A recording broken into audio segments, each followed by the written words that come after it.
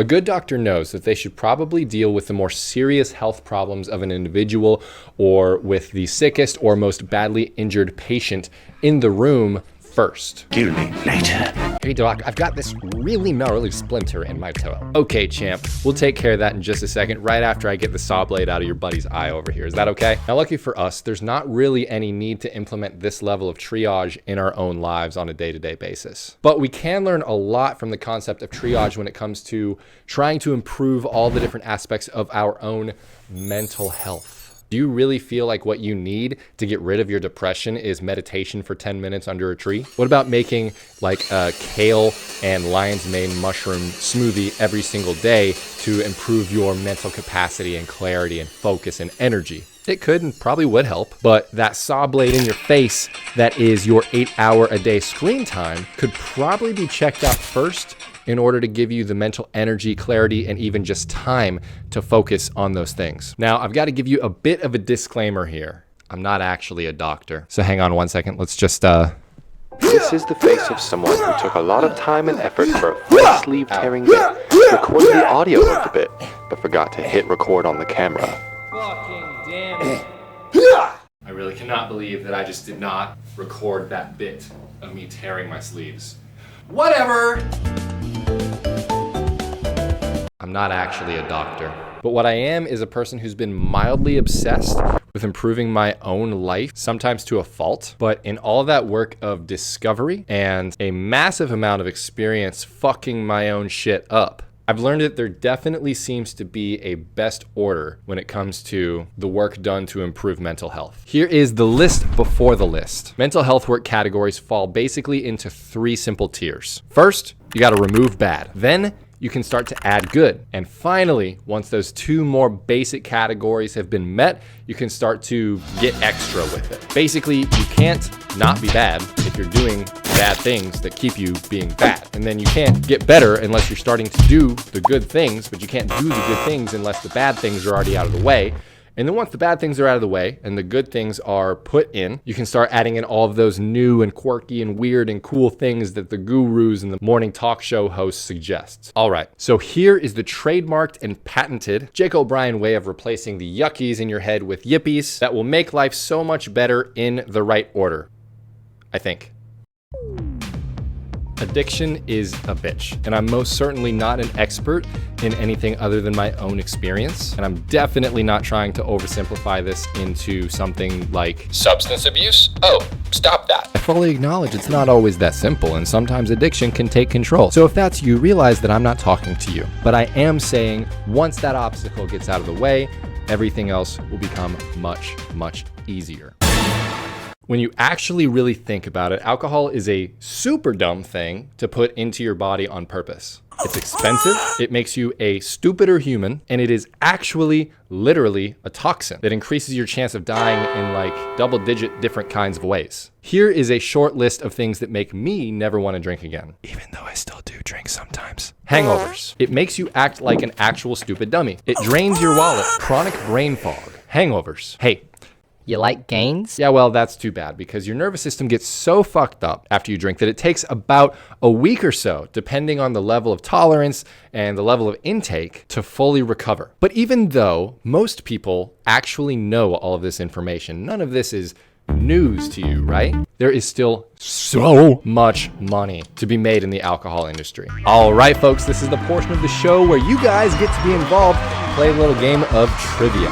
The question is simple. How much money was spent on alcohol in the US in the year 2022? A, $1 billion. B, $15 billion. C, $100 billion. Or D, $260 billion. Lock in your answers on your phones now. You probably guessed it. It is the comically larger one. Oh my God. $260 billion is more than the GDP of Portugal and 127 other countries. In a super hyper simplified summary, alcohol is for squares. Quit that shit first. I want you to, for a moment, pretend that you're a tiger. Specifically, a tiger in a zoo. All your needs are met. You get delicious, juicy carcasses thrown to you a couple of times a day without fail. You've got some hot tiger guy or girlfriends to flirt with every once in a while. And there's just generally no problemos for you, buckaroo. After a while, though, things are just gonna get a little bit boring. So you take a walk to your favorite tree and you take a sniff. And then you walk over to the pond and you take a sip of water. Then you charge the glass and traumatize a 3-year-old just for the heck of it. Then you walk back to your tree. Then you take a sip of water. Then you charge the glass, go back to the glass, take a climb to the tree. Believe it or not, this is our reality. If you're watching this video, odds are most or all of your immediate needs are met on a pretty consistent basis. So in our off time, we are afforded the privilege of boredom, but we do not like boredom. Enter social media. More so, what I like to call passive content consumption platforms. These are your TikToks, your YouTube Shorts, your Facebook or Instagram Reels. The things that suck you in with one catchy thumbnail or title, or maybe if you're on TikTok, they don't even need that. You're just already there. And then you're hooked for potentially hours. Now, here is the thing about these platforms. They operate under a system that works efficiently and tirelessly to keep you on the app for as long as possible. And there are just a few things that keep humans' attention better than anything else on the planet. And honestly, most of them ain't too good for your mental health. Scary stuff, enraging stuff, polarizing stuff, radical stuff, sensational stuff, hypersexualized stuff, downright false stuff that makes us compare our lives to others. So the algorithm feeds us a video that pisses us off or scares us or just plain old smooths out another ridge in our brain, and we watch it to the end or maybe even twice. And so what the app and the algorithm hears us say is actually, "Thank you, sir. Can I please have some more?" This year I've honestly learned that I'm personally super sensitive to some of this kind of content, to the point that if I let myself doom scroll down into the bottomless pit, I usually land in a pool of despair and pessimism and self-defeating attitudes. I then find if I remove these apps for a time, my mental health kind of stonks its way back out of that bottomless pit to a pretty significant degree. And for me, using the strategy that I'll talk about at the end of this video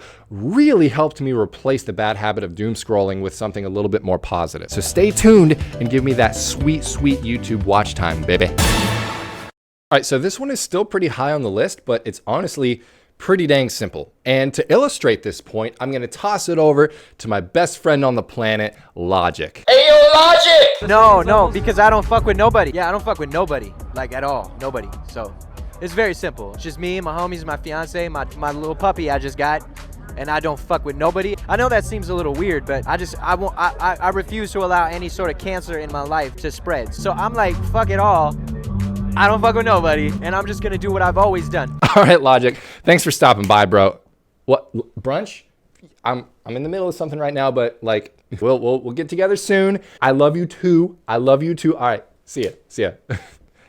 He's so great. Now, I don't mean to pull that interview completely out of context. Honestly, he wasn't necessarily talking about what we're talking about exactly here on that snippet. But this is a soundbite that plays in my head anytime I'm trying to not let other people affect me mentally and emotionally in a negative way. Is someone talking shit about me? I don't fuck with nobody. Nobody watched my last video that I spent 2 weeks producing? Yeah, I don't fuck with nobody. Somebody is in the position that I want to be in, and I don't feel like they deserve it as much as I do? Say it with me, folks. I don't fuck with nobody. Now, this isn't about shutting out the world and becoming a hermit or an asshole to everyone who's around you. It's about shutting out the world's ability to have a mental or emotional effect on you in an unnecessarily negative way. There are two ways that I really see training consistently as being very effective on your mental health. That is changing the way you look and changing the way your body works. So number one, scenario. Imagine this. You accidentally catch yourself in the reflection of a building or a car in the parking lot of the grocery store. In that moment, you are going to have reaction to what you just saw. Is that reaction going to be a net positive or a net negative? Those little moments happen a lot throughout the entire day. And all that we can control is the input beforehand to affect change in the direction that we want. Now, number two, changing the way that your body works. It's as simple as this. How badly do you feel like you're going to die when you get to the top of a flight of stairs? Would you rather waterboard yourself or try to run a mile? Can you move a couch? Do you always slouch? Are you just a grouch? Do a crunch, say ouch. So in terms of mental health, being physically fit equals thinking about things sucking less overall. And that's good. You are what you eat. Junk in, junk out. Food is fuel. The list of cliches is as tall as I am, with a 12-point font to explain why the matter of what you're shoving in your mouth matters. For me, it comes down to a matter of self-respect. When I'm eating pizza a few times a week and drinking nothing but energy drinks and coffee and alcohol. Yes, I'm having a great time, but also physically and mentally, I feel like I'm just suplexing my organs and treating myself like an actual garbage can. Any guesses on whether or not that's good for my mental health? There's something special and magical about checking out from the grocery store with a basket full of color, the red meats, the green veggies, the blueberries. It's about the choices that you're making and what that means for you, just as much as it actually comes down to the physical changes happening in your body because you're eating from a better nutritional framework. Remember when I talked about something replacing your doom scrolling? Roll the clip! The strategy that I'll talk about at the end of this video. Well, we made it, folks. Yeah, thank you. No, it's you. Come on now, you guys. So journaling has been talked about in the self-improvement space ad nauseum, to the point where actually thinking about presenting it as a new idea makes me ad nauseous. All the online gurus, all the self-help authors, my therapist, they all say that journaling is the answer. And honestly, the new system that I've been working to implement over the last couple of weeks or months, it has really changed my life. Sorry, just.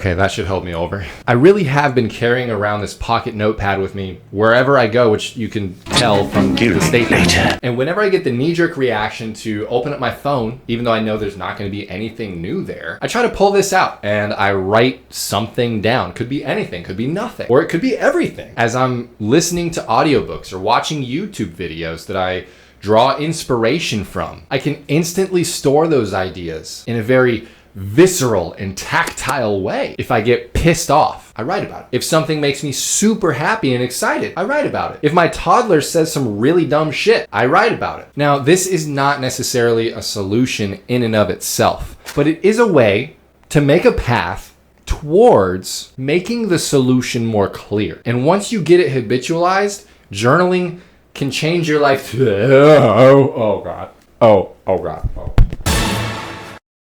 Mental health, it's like really hard. It's stupid how hard it is. And it's stupid that it's hard. One of the easiest ways to get trapped in a negative mental health state is to be trying to do the wrong things to improve that state over and over and over. So instead of trying all these hundreds of different things that are very surface level and trendy, try just one of these 6 bigger ones. And I guarantee if you commit to daily implementation of any one of these 6 things for 2 weeks, you will notice a significant improvement in your mental health. You can trust me. I'm a doctor. So let me know in the comments how that goes for you, what your personal experience is. Subscribe.